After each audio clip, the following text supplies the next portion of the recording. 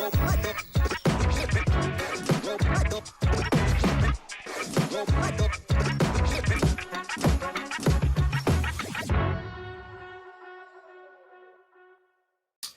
to the Thanksgiving week edition of the Sharp Football Show. So happy you guys could join us here on a beautiful, glorious Tuesday, just 2 days before we've got the best day of the year, in my opinion, where you've got food, football, and family all day long. The games, some of them could be a little bit better, but that's what some of the booze is for, right? That's what some of the food is for. That's what some of the entertaining things that you can do with some of your family members while the games are going on if you're not cued in studying them consistently. And hopefully we've got some of these games that are close. The first game, obviously, we've got the Chicago Bears taking on the Detroit Lions. That game has a large 10-point spread, which did see a little bit of Chicago Bears money come in earlier today. And then the other two games, say what you will about the quality of team, but the point spreads are relatively close. So hopefully we have a couple of good, entertaining games to enjoy on Thanksgiving while we're enjoying the food and the family. But make sure that you guys are over on YouTube if you want to contribute to the chat. We've got Exile, who's a good, loyal follower and commenter over there at the Sharp Football Show. Go to search Sharp Football Analysis on YouTube and you can comment, ask questions as well. This episode, if you guys at all are in the sports betting space, if you're in the probably the fantasy space, and you're actually a player, a bettor, somebody who has a lot at stake in some of these things on a week-to-week basis, it's a busy week. It's a very busy week because you're trying to jam things in. There's 3 games on a Thursday. Normally there's only one, and it's in the evening. We've got 3 games all throughout the day. And generally speaking, most people are spending time with family on Thursday. So you're not really handicapping a Sunday game at 3 p.m. on a Thanksgiving day. So you're working around the clock now between now and Wednesday night, early Thursday morning. And so that means that everything is jammed up. Everything's crammed in there. So as a result, this show is going to be pretty succinct, pretty straightforward. I'm going to share a few key things that I want to get across to you guys as it related to what we saw in week 12, what I'm looking ahead to in week 13. We're going to hit on strength of schedule. We're going to hit on a few other topics. We don't have a guest because I want to jam through this, and we're going to get to all your questions throughout the show. So if you have any questions about what we saw in week 12 or what we're going to be seeing here potentially in week 13, feel free to throw them up into the chat. ATL Baseball, you must be a good follower. You probably were watching me when I was over there on Ringer with Simmons and House and Solak and that whole gang that used to be over there. We did our Pie edition. And a couple of years ago, we were pretty regular with doing that leading up to Thanksgiving. Last year, I believe we did it between Thanksgiving and Christmas. And that's what I'm planning on doing this year. I'm planning on bringing in Joe House and doing a pie edition where I will be sitting here, probably with this table right back here, and we'll have 3 different pies laid out there, and we'll be going through tasting the pies, talking about some of the games that are upcoming. We may have to change up the recording schedule of when we're doing that, but we will be looking to do a pie edition, and I know a lot of people used to love that. And I did too, because trust me, most of the pies that we get are pretty damn delicious. And it's not just, for those of you that are new, we aren't just reviewing, like pumpkin pies and apple pies and things of that nature. We're talking about some of the savory pies, the meat-based pies, some of the spicier pies, some of the heartier pies that you would serve with dinner, as well as some of the dessert items. So we will see if we can make that happen for you guys this year. Yeah, Joseph, the pie episode were absolutely great. 17 Don Hole with the over in the Eagles-Ravens game. So that game, if you are a subscriber, and we're going to get to something momentarily, but if you are a subscriber to the service, that game's ending was absolutely intense because we were sitting on a 2-0 record heading into that final drive where we needed a couple things to go right. We were so close on so many different bets that we needed to go right, and we ended up everything fell our way. One of the, it's just a special season for us here. We've gotten screwed on some of these before, but part of the reason why we are having the season that we are is we're just on fire with some of the things that we need to go our way. So we'll hope that continues. And we'll talk a little bit more about that momentarily. But first, let's dive right into our first topic here, guys. Matt, why don't you bring it up?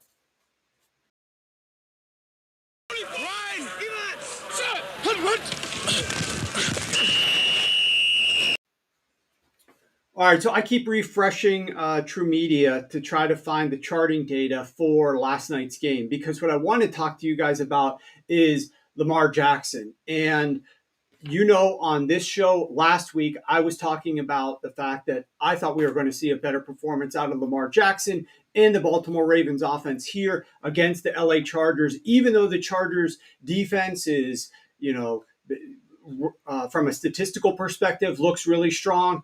Even though the Baltimore Ravens really struggled against the Pittsburgh Steelers, I was expecting, because of the defensive stylings of the LA Chargers defense and the juxtaposition of that versus what the Pittsburgh Steelers did against Lamar Jackson, that we were going to see a stronger offensive performance from the Baltimore Ravens last night. And lo and behold, that's what we ended up seeing. Now, Lamar Jackson started off very rough. Sometimes Derrick Henry, they hand the ball off to Derrick Henry at the beginning of the game, the first play of the game, the second play of the game. He's not breaking those, 15 to 25 to 35 yard runs right out the gate. It's not play one that he's breaking those. And so oftentimes Lamar gets set up behind the sticks very beginning of the game. And in certain cases, especially when he's on the road playing a semi-competent defense, he doesn't settle into the game right away. And so you saw, like I did, several pass attempts from Lamar where he was airmailing them. It did not look like he was stepping into the throw. It looked like the rush was bothering him a little bit on the predictable passing situations, and he wasn't getting those passes driven low, and they were sailing over his receivers' heads. And so I think he missed, he was 1 of 4 to start the game over the Ravens' first couple of drives, and most of those passing attempts were on late downs rather than first down. They were set up behind the sticks in more obvious passing situations. Matt, why don't you throw up that graphic? So this is what Lamar Jackson did. Obviously, like I said, I think he started out the game 1 of 4, and then he came on just guns blazing. And there was a pass, if you look, so if you're not familiar with these charts, the green circles are completions, the white circles are incompletions. If you see a blue, that means that it was a touchdown pass. And obviously red is interceptions. Lamar did not throw any interceptions. Lamar Jackson is 22 touchdowns, 0 interceptions on 9 career Monday Night Football games, and he's 7-2 in those games.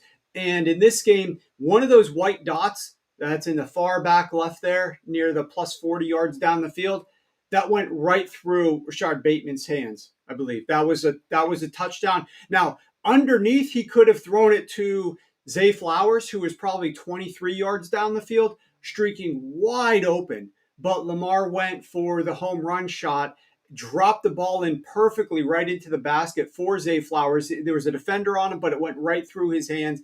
That one was dropped by the receiver. He did make up for it, though, catching that one. That was, 44 yards down the field. So Lamar had overall, aside from those first couple of passes, and look at his accuracy. Look at what they were doing. They had no problem moving the football. And that's what was kind of puzzling to me. And you can bring this graphic down now, Matt. That was kind of puzzling to me as it relates to last night's game is, the first 2 drives of that game, the Ravens punted, right? Derrick Henry stopped on first down, 2nd and 9, 2nd and 10.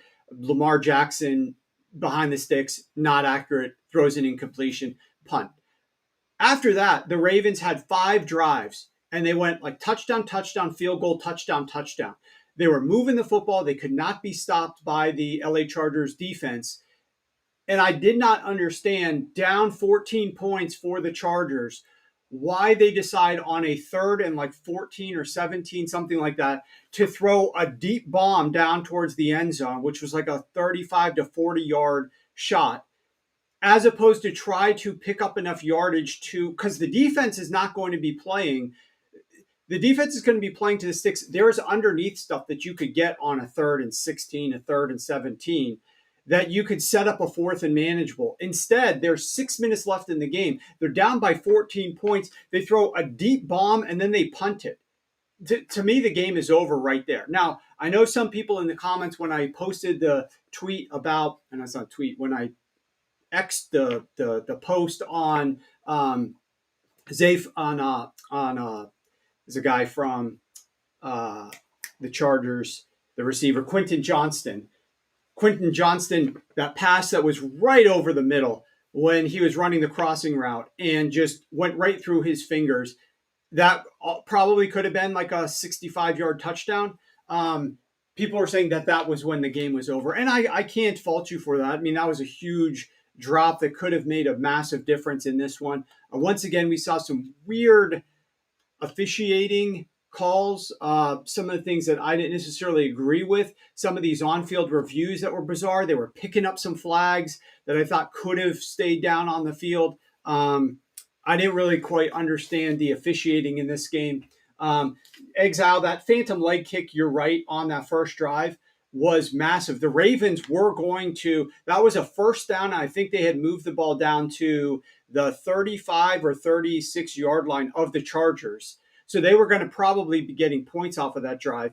And that was a 15-yard penalty where there was basically no forcible contact at all. I saw some sticklers coming into the mentions. Oh, maybe technically speaking, by the rules, the refs are never calling that. Nobody saw that called ever. The announcers were shocked by it. The guy on the ref analyst came on. He said didn't think that should be called either. So just a real phantom call. You're right. Good description there. And I didn't understand that one. So that set up the Ravens for their second punt of the game. And of course, that was the only punt that they would have until the very end. I want the 4th and 1 play on 16 into Zay and Bateman. Excellent coaching. I agree.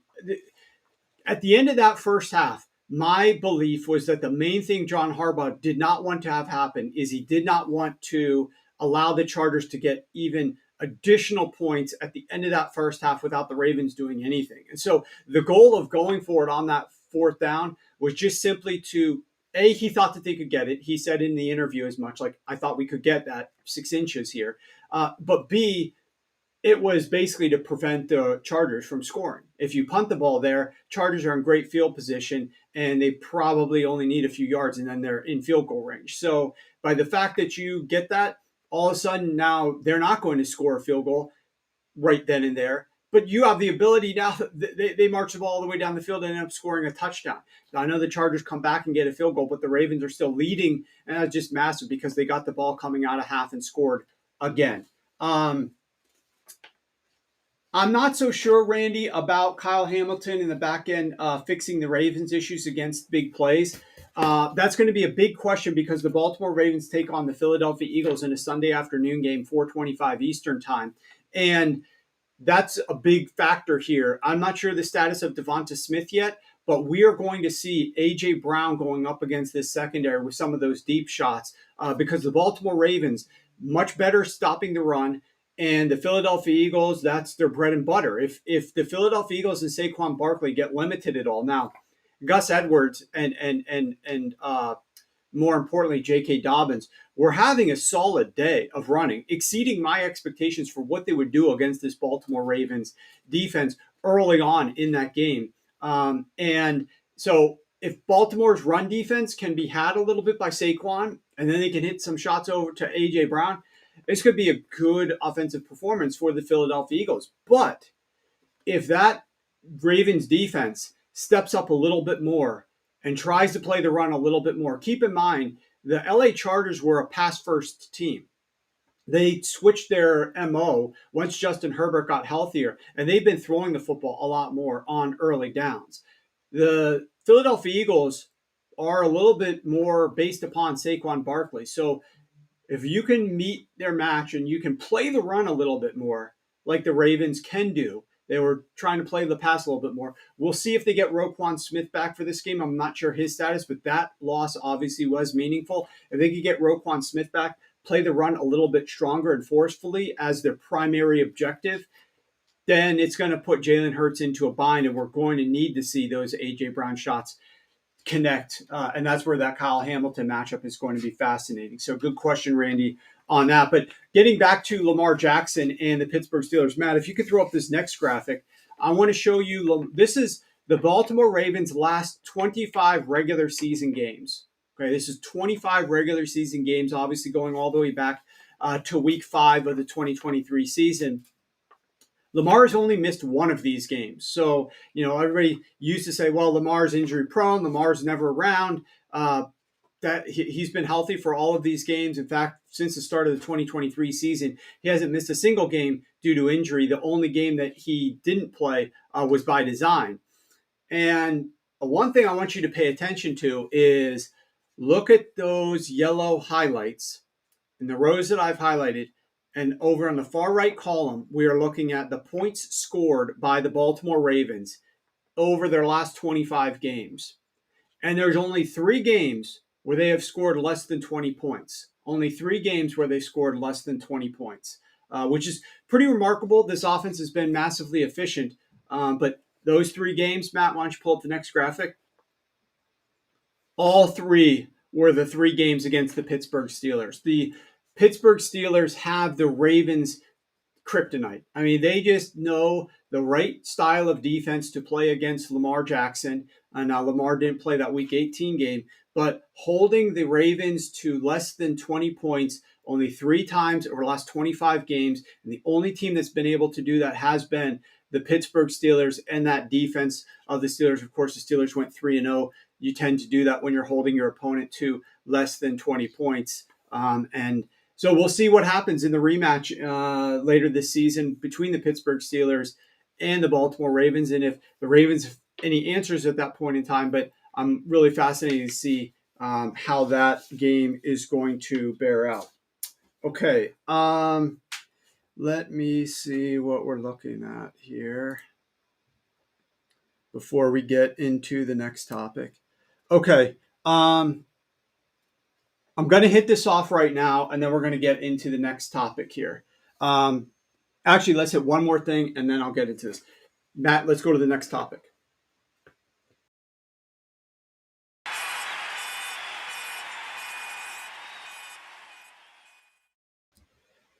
So this one was fascinating to me because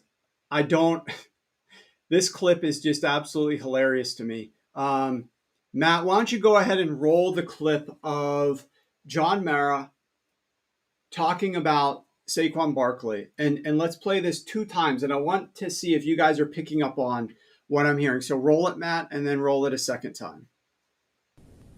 What's the latest? Just on the Saquon thing. I just got a text that Chicago's driving the price up and Philly's out. I don't know if that's true or not. Which I don't know if I'll make a couple calls. I don't even know if that's gonna happen, but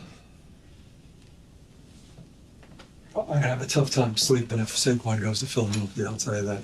As I've told you, just being honest.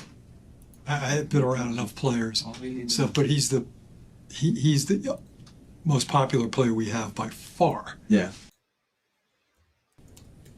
What's the latest? Just on the Saquon thing. I just got a text that Chicago's driving the price up and Philly's out. I don't know if that's true or not. Which I don't know if I'll make a couple calls. I don't even know if that's gonna happen, but I have a tough time sleeping if Saquon goes to Philadelphia. I'll tell you that. As I've told you, just being honest. I've been around enough players, so but he's the most popular player we have by far. yeah. Okay, so watching that, the thing that stands out to me is Mara not wanting Saquon Barkley to go to Philadelphia. Not because he's good, not because he could be productive there, but because he's popular, because of his popularity. And it's just mind-boggling to me that these are the things that owners are focused on. These are the things that, like, if you're trying to win games, you would care at all about. If you think it's in your best interest to win games, to sign Daniel Jones to an extension and give him $40 million a year, and to let Saquon Barkley walk out the door because you don't think he's got it anymore, you don't think he's worth that bit of money, then those should be statistically driven reasons. Those should be data-based reasons for you making these decisions. You should not care what happens to Saquon because of the popularity that he might give to the Philadelphia Eagles. If Saquon Barkley isn't good, like your data should suggest, and that's why you're letting him leave, then you don't care that he's popular if he's not good in Philadelphia. They're not going to like him in Philadelphia if he's not good. The reason he was popular in New York is because he was explosive. He provided points on the scoreboard. He was one of your best players. And if he's delivering that in Philadelphia and he's still explosive and he's still productive and he can still score touchdowns, then he's going to be popular in Philadelphia. The fact that you are worried about what happens to Saquon because he was popular is hilarious to me. The other factor is that I thought is just remarkable in those clips is just Joe Schoen sitting there smiling, when his owner is talking about, I'm going to have a hard time sleeping if he's in Philadelphia, and Joe Schoen is sitting there smiling. It's just a strange situation going on in New York. I don't really know. It's just like these two teams are in the same division as the Eagles, the Dallas Cowboys and the New York Giants. And so, and then you've had all the things that have happened with the Washington franchise when it was the Redskins and then became the Commanders over the last 15 years or so.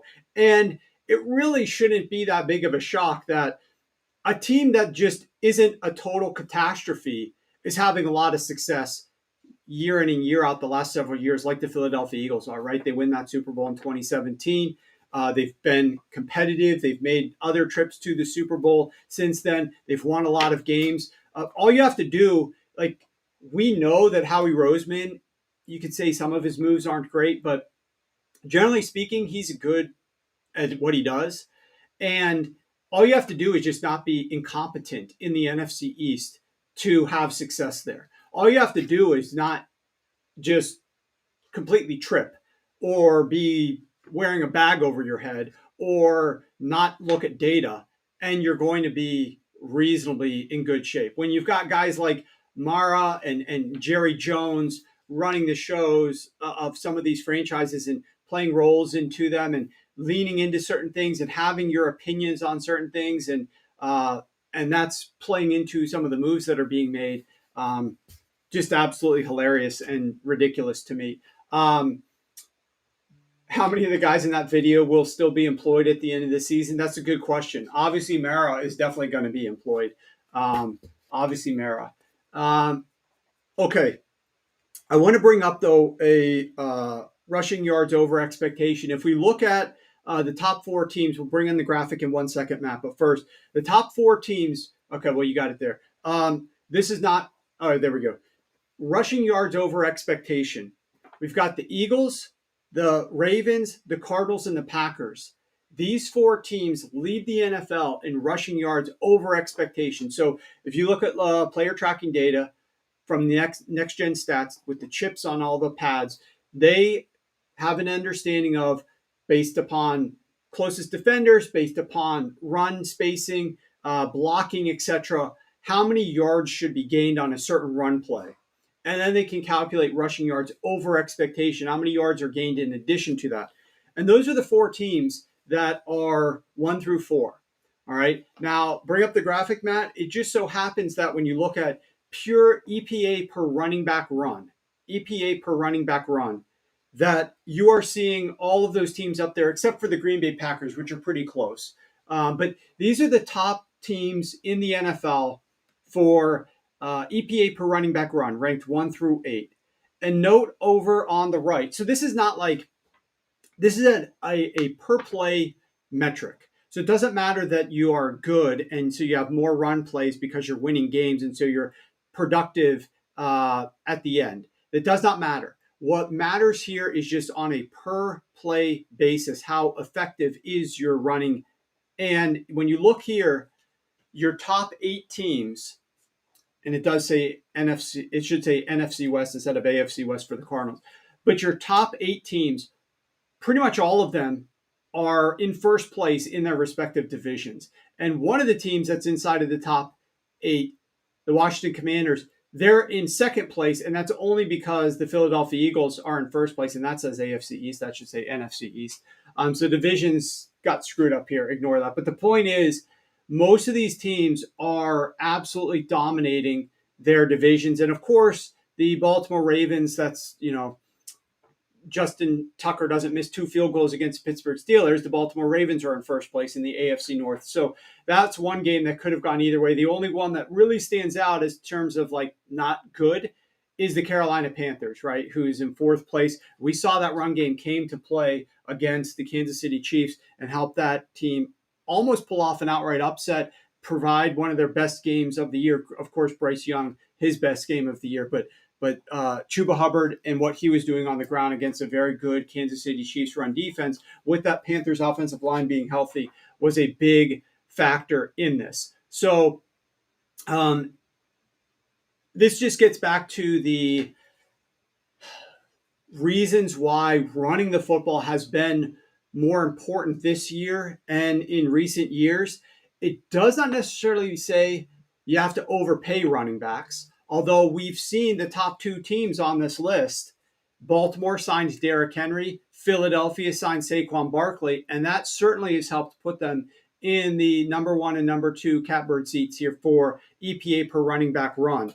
Now, you could potentially argue now that running back's position has been devalued so much that what they were being paid by those respective franchises actually were underpays and not overpays, and they're worth a little bit more than what they were receiving. But that's a topic for a different day. The point of the matter here is that running the football has been very effective this season, and the teams that are able to run the football, regardless of who your back is, are able to perform well, win games against this too high shell coverage that we're seeing around the NFL, and be productive. So I thought that was really interesting. All right.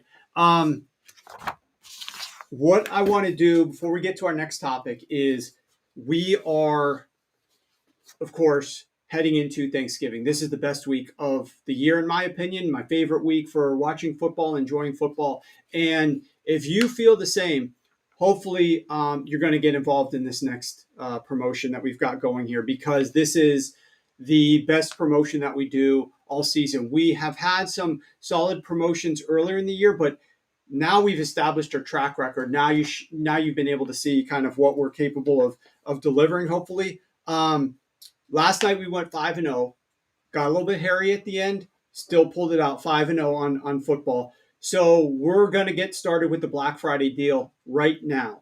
And to get involved in the Black Friday deal, we are going to share the code SHOW73, SHOW73.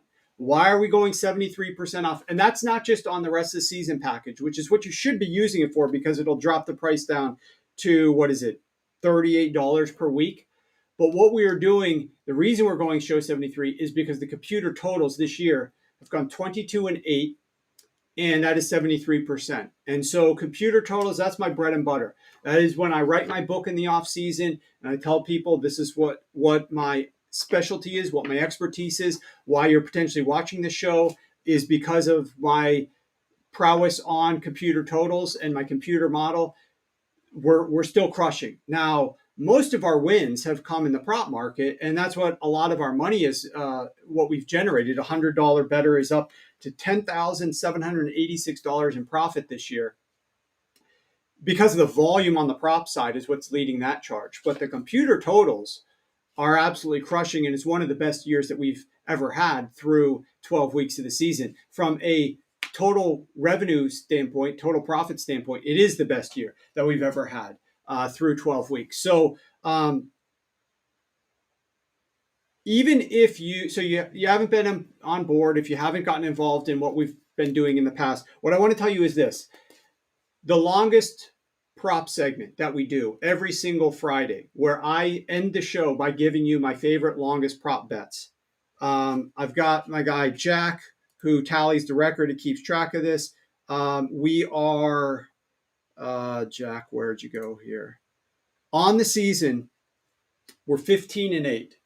Over the last 3 weeks, weeks 10, 11, and 12, we're 5-1. I gave you an extra one last week. We went 3-0 last week.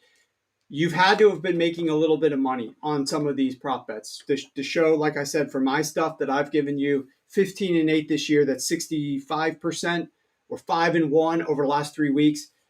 This called an investment. Take that, pay it forward. Use something that you've made off of the show for free, just watching it, and get involved with the Show 73 code. You can use it on a weekly package.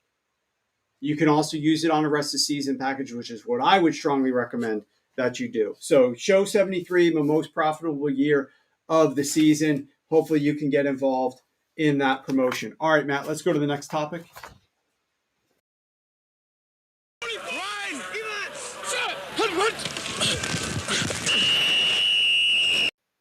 All right, this one is just interesting observation. I don't advise teams, nor have I ever advised teams on special teams. So this is a little bit out of my lane that I normally operate in, but I just wanted to play this clip. I'm probably going to play it several times, and we'll talk about it while we're playing it, Matt. I just thought it was interesting, seeing as how the Chicago Bears and the Minnesota Vikings were in overtime, and the Minnesota Vikings had a game-winning field goal, and the Chicago Bears had 2 field goals blocked over the last 7 days that caused them to drop games, one of which they definitely would have won. And then they're in this position with the Minnesota Vikings. And Matt, why don't you pull up this? This is the all-22 end zone angle of this kick. There's no audio. We'll just talk over a little bit here. Obviously, the Chicago Bears are trying to block this thing on our right as we're watching this. They're trying to attack. But just watch what the guys over there on the left are doing. You've got 2 guys standing back, not even trying to do anything. A third guy doesn't even try to do anything. Number 32 there on the end of the line of scrimmage. You're basically putting all your eggs in the basket that these 6 guys off to the right are going to actually be productive. I don't know why you would not try to be a little bit more aggressive across the board with your field goal block unit here. But like I said, I'm no special teams maven. I never have advised teams on special teams. But seeing as how the Chicago Bears had multiple kicks blocked against them to cause problems for them, this one was interesting to me that they had so many guys that were not attempting to try to block this field goal. Okay, Matt, next topic.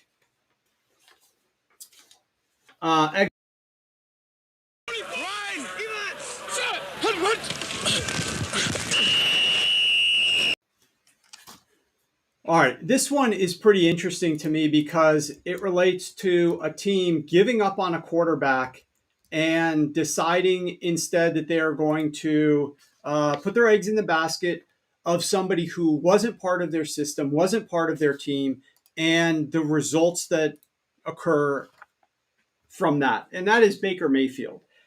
Baker Mayfield, watching him thrive in Tampa Bay since the start of the 2023 season, and then seeing the juxtaposition of that with what the Cleveland Browns are doing at that quarterback position with all the investment into Deshaun Watson has just been hilarious. So Matt, if you could pull up that tweet.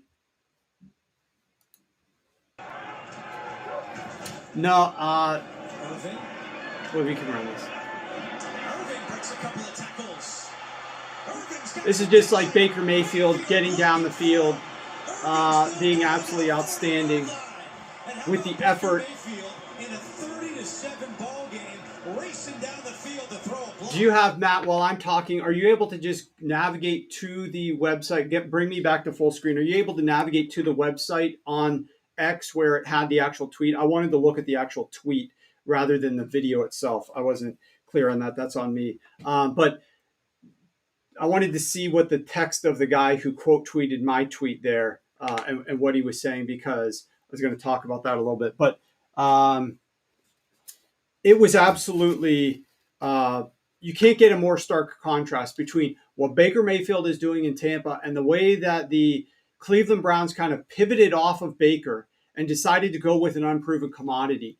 And that whenever you have it, just bring it up. But the issue to me is this is what happens a lot of times in free agency is it's so difficult for some of these GMs to understand the value of their own players on their own roster and make good evaluations of somebody that they see in practice every single day during the week and people that they see in all their games. And yet they think that they're going to have a better understanding of somebody who plays football somewhere else. Now, the Deshaun Watson issue here, obviously with everything that happened to him outside of the football field, caused, I think, mental, physical layoff and those types of things. Yeah, if you could just bring up that quote tweet. I can't read that. No, that's not the one. All right. Yeah, forget it, Matt. I sent it to you on in our Slack, Matt. This tweet I'm looking for is the one that I sent you in the Slack. But it was just amazing to me how this team had to make so many changes. So Kevin Stefanski, I've talked about this before, runs a heavy based offense. His ideal offense, which was what he was running in Minnesota, a lot of heavy personnel, very little 11 personnel, which is 3 wide receiver sets. He likes to have heavy personnel out there, and he likes to use play action and run the football and then operate the pass game off of that. Set up a lot of things with the pre-snap motion or with the heavy personnel, making it look like run and then passing off of it. Baker Mayfield had his ups and downs, but they just decided to pull the plug and do something else with him. And then you see Baker Mayfield with 2 different offensive coordinators, by the way, having a lot of success. Because remember, the offensive coordinator was Dave Canales, goes to coach the Carolina Panthers. Then they come in and get a new offensive coordinator, and Baker Mayfield is still having success. And that's despite the fact that his top 2 wide receivers have been injured for several weeks now. So it's just amazing to me what he's been doing there. Matt, let's forget the tweet and go to the graphic that I sent you. So here's what I want to show just from a comparison perspective. If you look at all the quarterbacks that have played for the Cleveland Browns over the last couple of years, during the time that Baker Mayfield has played in Tampa Bay, and just look at how much better he is performing than these other quarterbacks. You look at where he ranks in EPA per attempt, which is number 1, and where most of these other guys for the Cleveland Browns rank, all of them negative, with the exception of Jameis Winston, who has only been playing a few games yet thus far for the Cleveland Browns. I love watching Jameis Winston, though, so I'm not going to knock Jameis Winston for not playing enough games. But that said, Baker Mayfield, much better in his success rate, the most accurate quarterback of all of these guys. His yards per attempt is a little bit below Joe Flacco, but not by much. His completion rate is best of any of these guys. He's obviously thrown for more passing touchdowns because he had more pass attempts, but his touchdown to interception ratio is also by far the best. 2.7 touchdowns for every interception thrown. None of these other guys come anywhere close to that. You look at he's a little bit lower on touchdowns per attempt. Joe Flacco's higher because Joe Flacco didn't play very much. And when Joe Flacco was in there, it was a lot of running the football and then pass the ball when you need to try to make big plays. So we saw in Indianapolis, it's harder to rely on Joe Flacco. Game plan week 1, we just put him out there and have him execute. But when you need him in the game, like to throw the football down the field where the defense might be playing a little bit softer or not respecting things as much, that's when you can have some success with Joe Flacco. Passer rating, first down rate, third down conversion rate, everything is just the bee's knees for Baker Mayfield. Matt, why don't you pull that tweet back up now that you say you got it there? So this was what spurred me. Somebody retweeted or quote tweeted my tweet, said the Browns having a potential franchise quarterback mismanaging his injury and giving up on him to make the worst trade in NFL history is something. And that one got, I want to say, like 20, how many thousands of likes, Matt? 20,000, 50,000, 60,000 is up to 60,000 likes. So he quote tweeted my tweet and got a ton of likes on that because he's right. He's absolutely right. It is funny every time Baker Mayfield has success. This is one of the reasons it's just fun to root for Baker because he cares, and I love watching guys like who care a lot about the sport put a lot of effort into it, even if they're not the best. Just go out there and lay everything on the line, and you get that from like Jameis Winston as well. These guys, I'll debate franchise quarterback. He's obviously playing great. Maybe he is a franchise quarterback, but he's not like a top 10 franchise quarterback. So I guess it's fair to put him in that category as long as we're not expecting a franchise quarterback to be like a top 10 guy. But these guys that play hard, that care a lot about the sport, you could see how much he has started to care about it over the last year or two. If you listen to some of his interviews, absolutely great. Love watching Baker play, love watching Jameis play, and of course, seeing the Cleveland Browns mortgage so much for Deshaun Watson, and it just come up totally hollow. Okay, let's go into the strength of schedule now, Matt.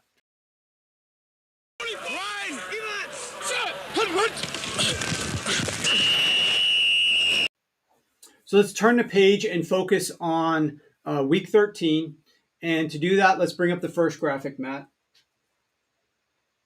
So here, in case you're new to the show, we are going to display the past defensive efficiency of opponents, total defensive efficiency of opponents, and I'm focusing in on weeks 7 to 12.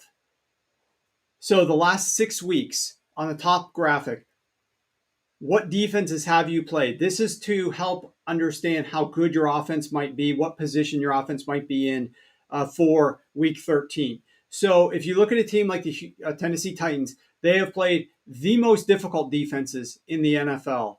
No team from week 7 to 12, the last 6 weeks, has played a more difficult schedule of opposing defenses than Will Levis, Mason Rudolph, and the Tennessee Titans. If you look at the opposite end of the spectrum on the top graphic still, the Philadelphia Eagles have played the number one easiest schedule of defenses over those last 6 weeks. So that's the order that the graphic is sorted in, and it's the same order from top to bottom. Teams that have played the most difficult schedule are on the left. Teams that have played the easiest schedule of defenses is on the right. Then you go to the bottom and you can juxtapose where these teams now sit compared to where they sat in the top graphic. So, for example, if you look at the Tennessee Titans, they are now going up against the Washington Commanders defense. The Tennessee Titans have played the number one most difficult schedule of opposing defenses over the last 6 weeks. And now they're going up against one of the easier defenses in the NFL that Cooper Rush just had a lot of success against just a few days ago without both their starting guards, without receivers, with a bad run game. They go into DC and pull off the outright upset on the road. Now the Washington Commanders got to stand their ground and defend their home field advantage against the Tennessee Titans, whose offense is going to be seeing much weaker defense in the Commanders than they have seen over the last 6 weeks. You look at the next few teams there, moving left to right, the Jaguars, the Cardinals, and the Cincinnati Bengals. They've played tough schedules. They've got another tough schedule on deck here, week 13. So it's not going to get much easier for them. So the key is, where is a team that looks a lot different in week 13, which is the bottom graphic, compared to where they were ranking in the top graphic? And that's where you can identify potentially some spots where offenses could pop off, offenses could have some success. So a couple of other examples. You've got the Indianapolis Colts are going to see a much easier defense than what they've been accustomed to facing year to date, or sorry, not year to date, but over the last 6 weeks when they're going up against the New England Patriots.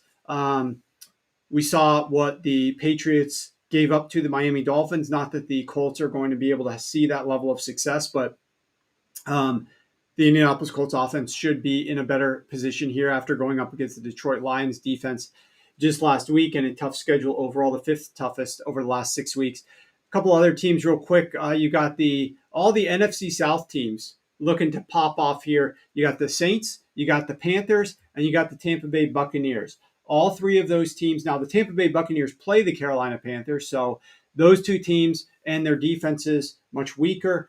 There's a good reason why that total had been bet up from where it was at 44.5 up to 46.5 is because of the defenses that these two teams are going to play against one another after playing a much more difficult schedule leading into this. You also have the Pittsburgh Steelers, who are noteworthy from the AFC North.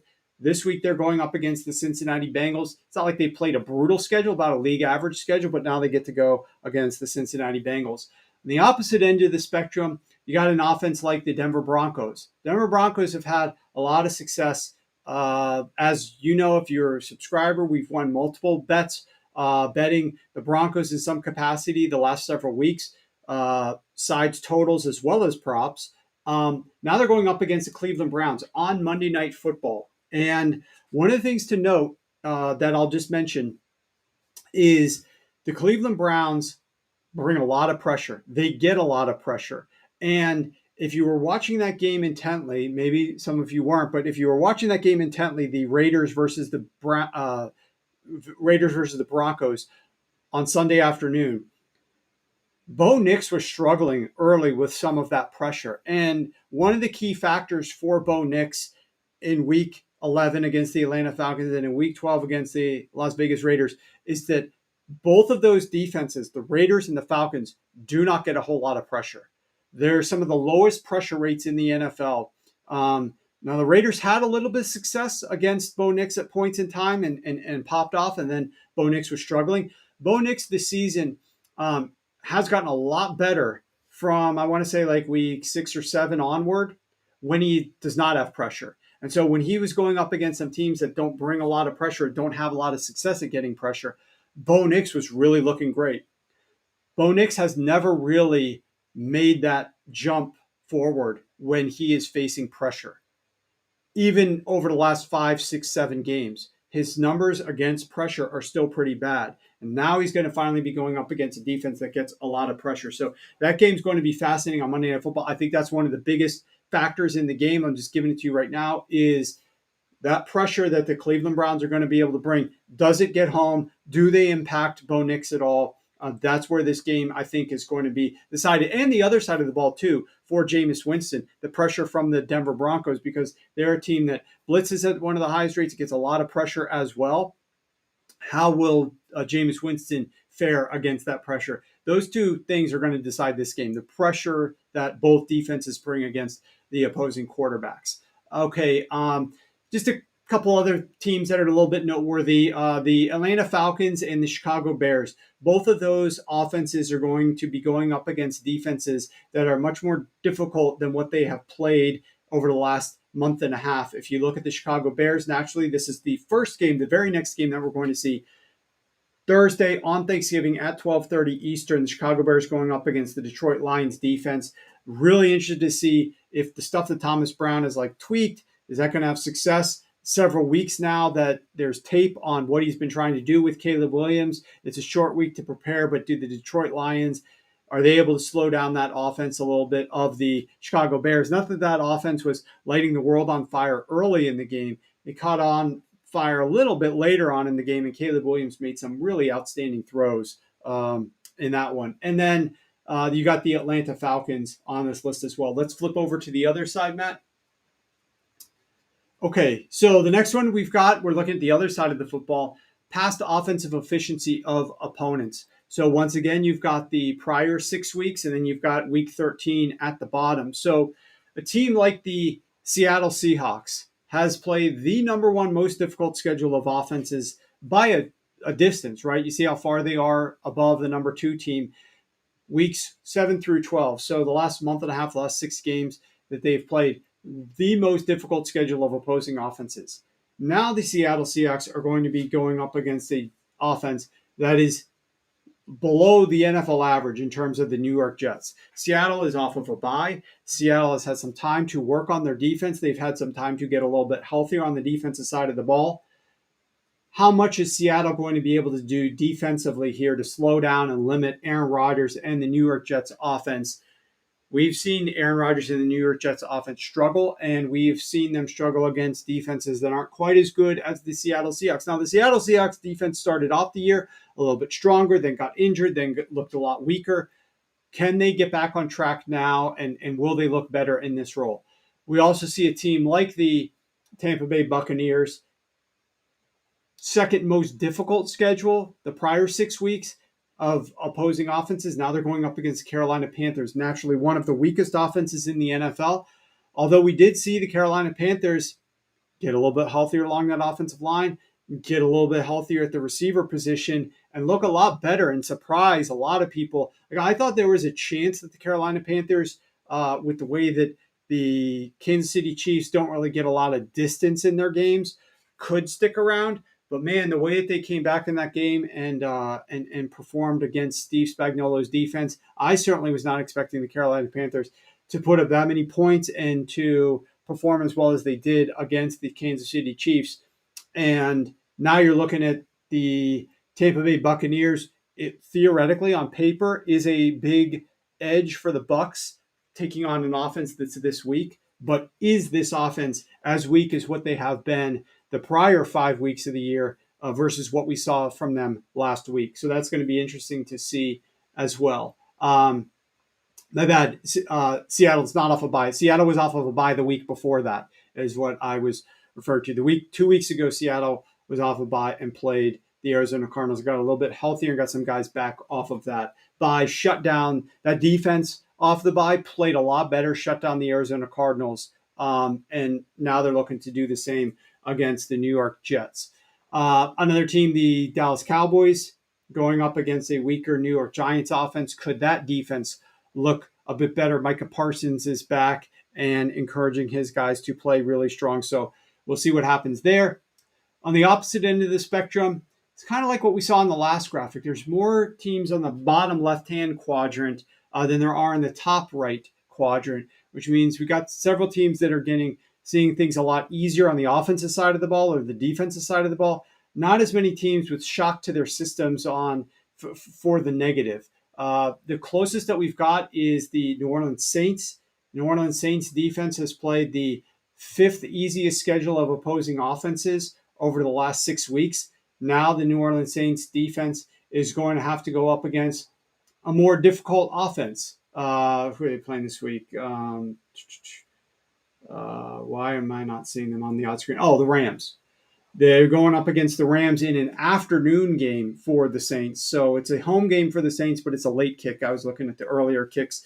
They hosted a game, but didn't realize that was a late 4:05 kickoff for the New Orleans Saints. So they're taking on the Rams. So that's a step up in competition for their defense. A slight step up in competition for the Baltimore Ravens defense going up against the Philadelphia Eagles. Obviously, the LA Chargers tested them a bit last week. Now they're going up against Philadelphia Eagles in the game of the week, in my opinion, especially considering, they moved the 49ers Bills game is Sunday Night Football, supposed to be occupying kind of that top class of the day on Sunday. But with the injury to Brock Purdy and the question marks surrounding him, this Eagles-Ravens game, certainly the only 425 game of the day on Sunday, is going to be an outstanding watch.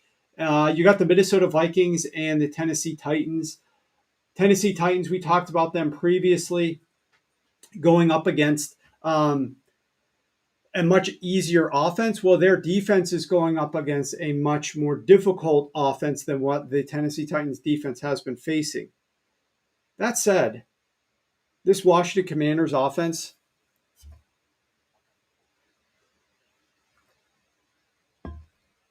without those running backs, which I don't know if we're going to get them, Brian Robinson or Austin Eckler, very one-dimensional, and Cliff Kingsbury has been Cliff Kingsburying the offense pretty well lately down the stretch here.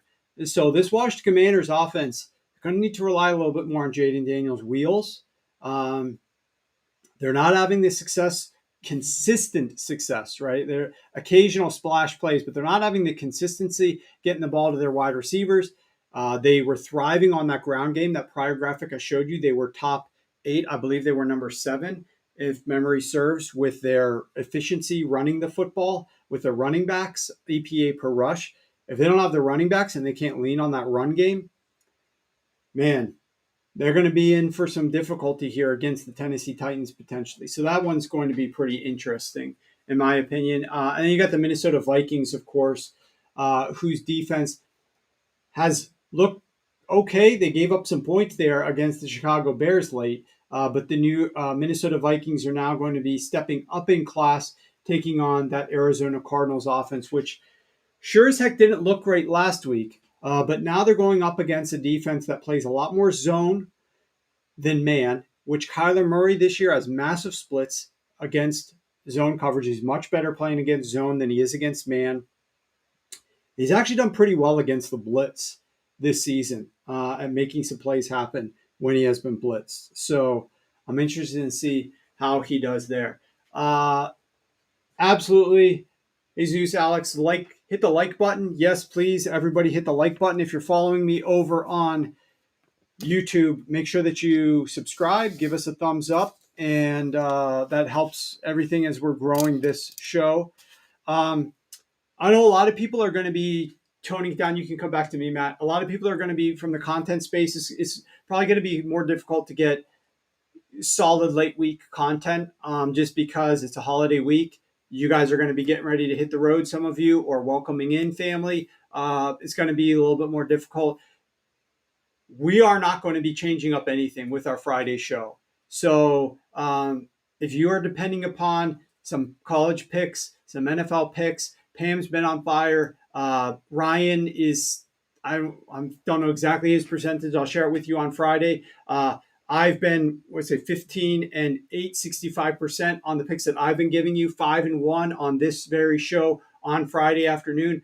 We aren't going anywhere. We will be here Friday, the day after Thanksgiving at noon Eastern, same time as scheduled that we do it every single week. We'll be here on Friday. So if you guys are looking for a diversion on Friday, everybody's got the day off pretty much, and you're sitting around, I highly encourage you, set your alarms, tune back in. We will be giving out free bets in college and NFL Friday from noon until 1:30, and you're not going to want to miss it, especially considering our record. If you guys have any questions, I'll get to them on the chat. New Call of Duty release, cards, no touchdown, just saying. Okay, so could have some little spare time for Kyler. I think he did take offense to that after that discussion came out. But if you guys want to get involved with the service, again, this is one of the biggest deals that we do. Is our Black Friday deal. It's going on for the rest of the week. 73% off everything at the website. The code is SHOW73, 73% off everything. You can use it on a weekly package. You can use it on a rest of season package, and it drops the price down to $38 a week, which you're not going to be able to get a better deal considering that we are having our best season that we've ever had. Why is it 73? Show 73 is because we're 73% on computer totals this year, 22 and 8 on the season. Take some of the money that you have made over the last several weeks betting our picks in this season on this show and reinvest it with the deal. Show 73, get 73% off. I'm looking forward to these games this weekend. I've got some props and some bets that I'm lining up here for the Thanksgiving Day games. So we'll have those out to subscribers, and we will also be attacking the board for Sunday. So some decent things on deck. I'm looking forward to the card this week. I think it's going to be a lot of fun. You got it. Gibbs longest rush. I'm waiting to see what they're going to post that at. That'll be interesting. I think we have to wait on David Montgomery's status. But absolutely appreciate it, guys. Happy holidays to you as well, Joseph, and to everybody who's watching the show. Since I'm not going to see you before Thursday, make sure you take that extra 5 to 10 minutes. Think back and reflect on things that you can be thankful for. Some people have a lot to be thankful for. Even people that don't think they might have a lot to be thankful for. There are things that you can find in your life that you should be thankful for. Please, spend some time reflecting on the things that have happened that are positive in your life. Make sure you stay in touch with your family and schedule out some time to either talk to them on the phone or visit with them in person over this holiday weekend. Very important to do that. It's a great time here at Sharp Football. We're having a great season, but want you guys to be doing well in your personal lives as well. So happy Thanksgiving to all of you and your families, and we will see you guys on Friday.